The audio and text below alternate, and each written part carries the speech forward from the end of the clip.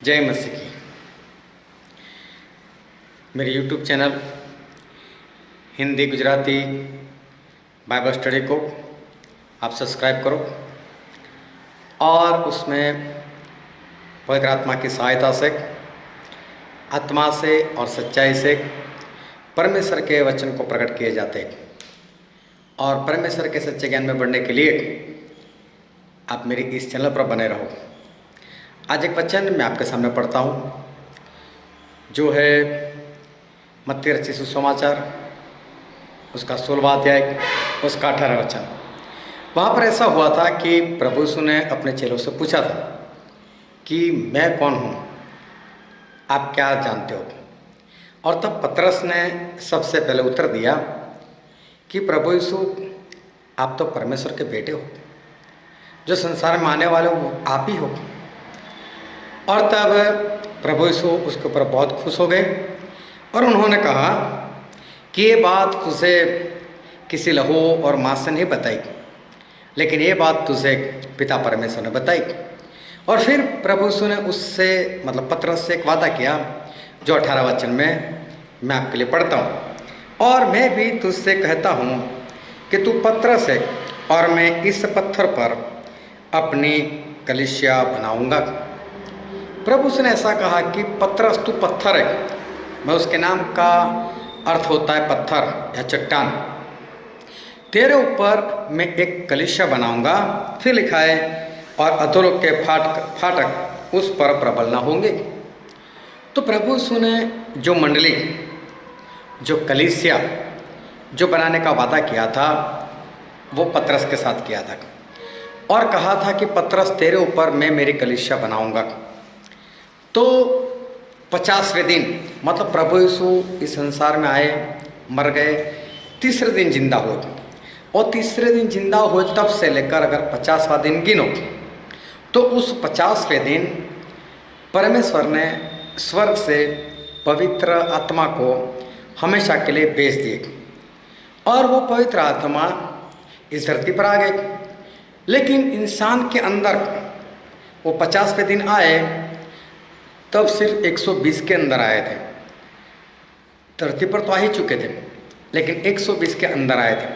ये 120 से परमेश्वर की कलीसिया शुरू हुई, क्योंकि परमेश्वर की कलीसिया का मतलब होता है जो पवित्र आत्मा से भरपूर है वही।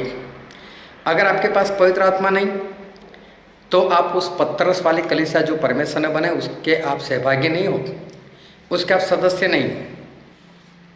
फिर तकरीबन 300 साल तक एक कलीसिया जो है जो पतरस पर प्रभु यीशु ने बनाई वो बहुत बढ़िया चली और उसके बाद शैतान ने उसके अंदर काम करना शुरू कर दिया। वैसे पहले से कर रहा था लेकिन फिर लोगों की शिक्षा में फ़र्क आने लगा, कोई इधर जाने लगा, कोई उधर जाने लगा।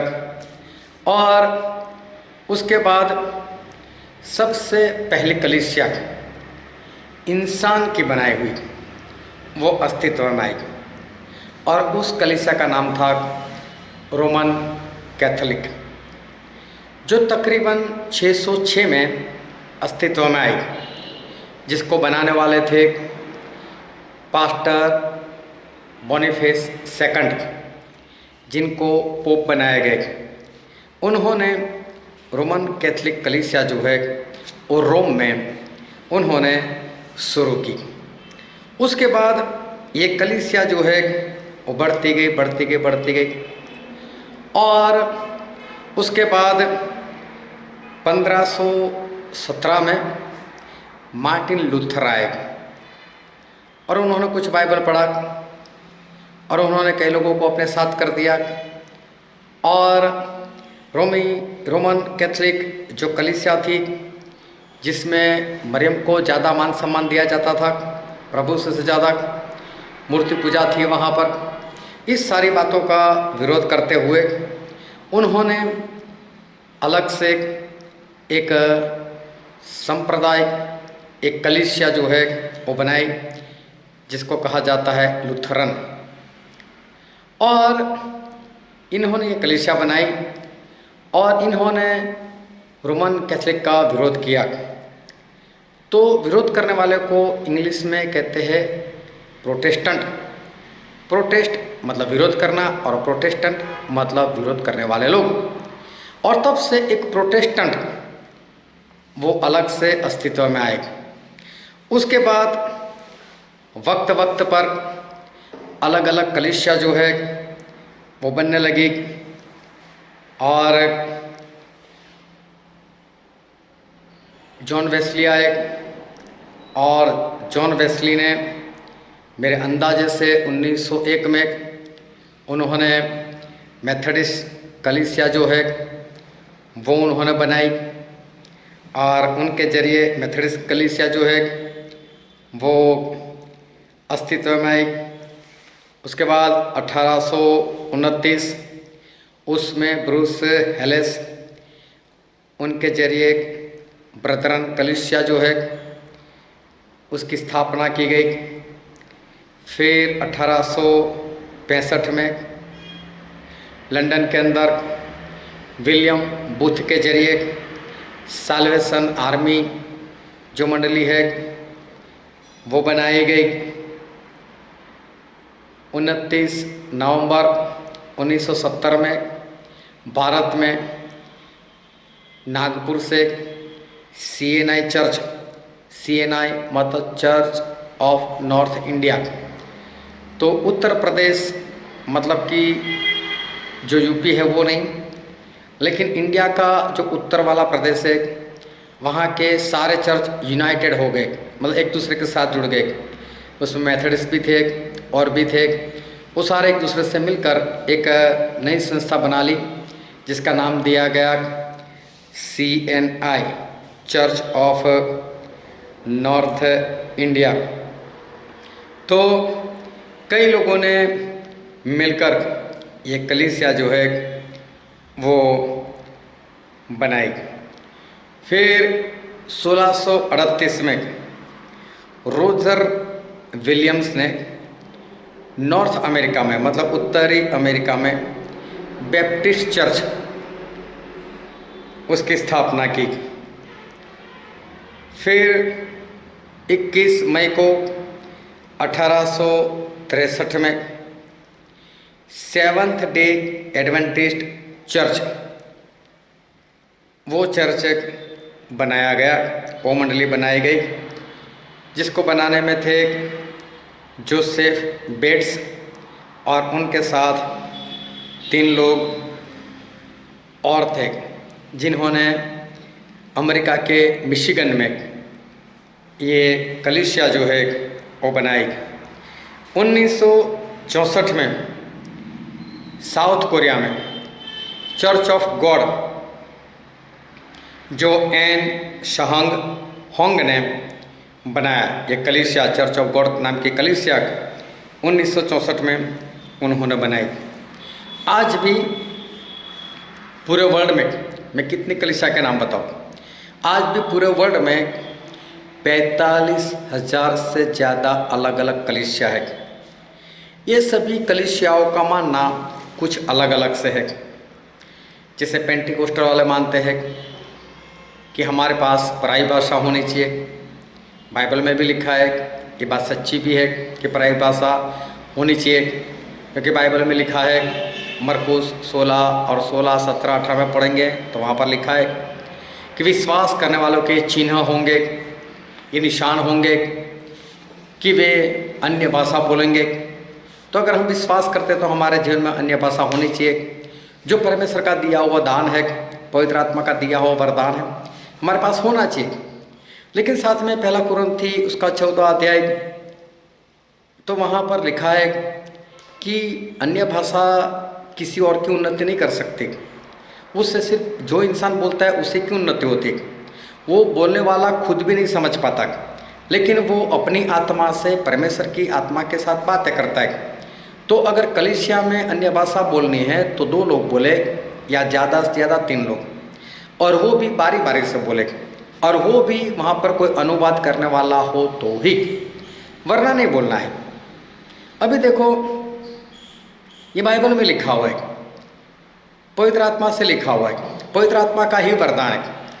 लेकिन पेंटिकोस्टल वाले जोरों जोरों से एक साथ सभी लोग शुरू हो जाते, ये गलत है। इस तरह से मंडली में बोलना ये श्रेयाम गलत है।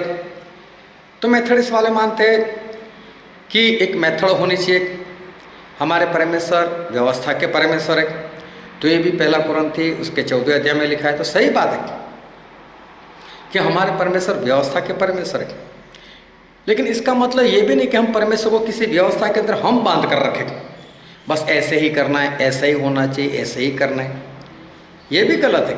व्यवस्था होनी चाहिए, लेकिन किसी व्यवस्था में हम परमेश्वर को बांध नहीं सकते कि 8 बजे शुरू करना, 10 बजे ही खत्म करना है।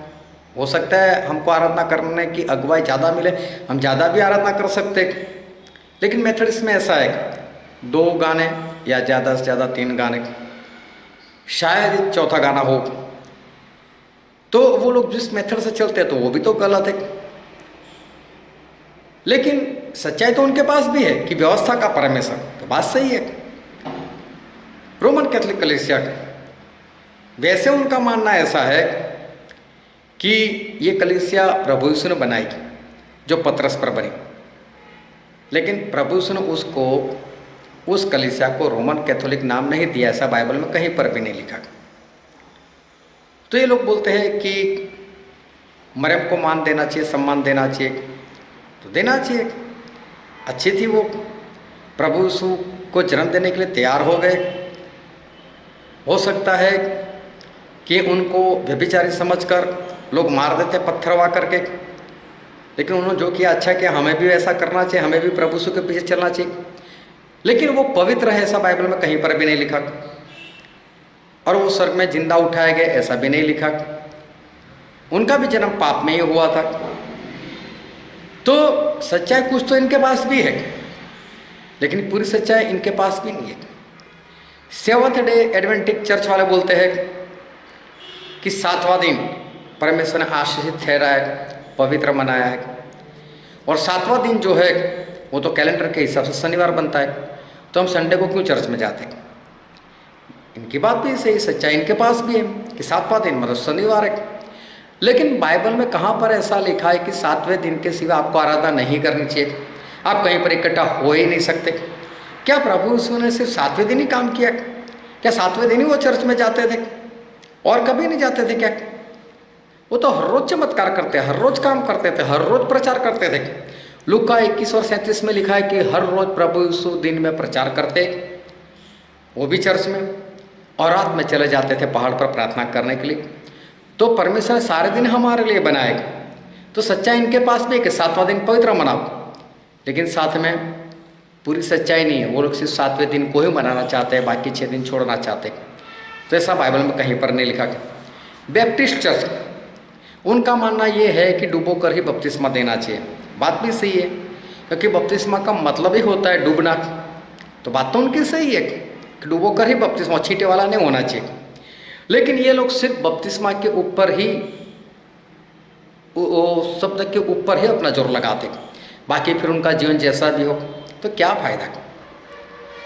तो बपतिस्मा जो है वो अच्छे से समझाकर सिखाकर देना चाहिए। तो कुछ सच्चाई इनके पास भी है कि बपतिस्मा डूबो कर, लेकिन ऐसे वैसे किसी को भी बपतिस्मा नहीं देना चाहिए।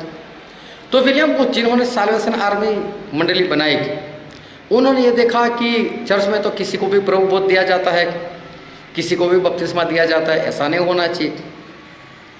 तो सच्चाई तो ये भी है, इनके पास भी सच्चाई, लेकिन इन्होंने अपनी कलीसिया में तो बपतिस्मा निकाल ही दिया, प्रभु भोज भी निकाल दिया। ये तो बाइबल में लिखा हुआ है, तो गलत तो ये भी जा रहा है।